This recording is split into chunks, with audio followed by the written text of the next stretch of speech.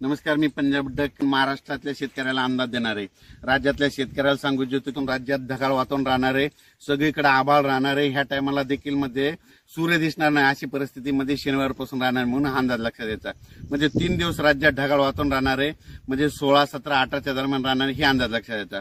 राज्यात मात्र अवकाळीची सध्या काही पावसाची शक्यता नाही। राज्यात फक्त मार्चच्या शेवटच्या आठवड्यात म्हणजे 20 मार्च नंतर राज्यात मात्र अवकाळीचं सावट राहणार आहे। त्याच्यामुळे ज्यांचा कांदा काढायला असेल कांदा काढून घ्या, ज्यांचा गहू काढायला असेल 20 मार्चच्या अगोदर काढून घ्या। त्याच्यानंतर कोणतेही पीक असेल तर ते काढून घ्या, कारण की हरभरा काढणी चालू असेल त्यांनी काढून घ्या। कुटारा असेल तर ते झाकून ठेवा, कारण की 20 मार्च नंतर राज्यात वातावरण खराब होणार आहे। पण सध्या मात्र राज्यात मात्र 3 दिवस मात्र 15, 16, 17च्या दरम्यान ढगाळ वातावरण राहणार आहे। पाऊस काय येणार नाही, त्याच्यामुळे काही चिंता करायची गरज नाही। फक्त असं वाटेल की आभाळ खूप आले ना आता पाऊस पडतो का काय, मग फक्त राज्यात पाऊस पडेल तर तुम्हाला सांगतो नागपूर, भंडारा, गोंदिया तिकडे म्हणजे आणि त्याच्यानंतर तेलंगणा तिकडे पाऊस पडणार आहे, आपल्याकडे पडणार नाही म्हणून काही चिंता करायची गरज नाही।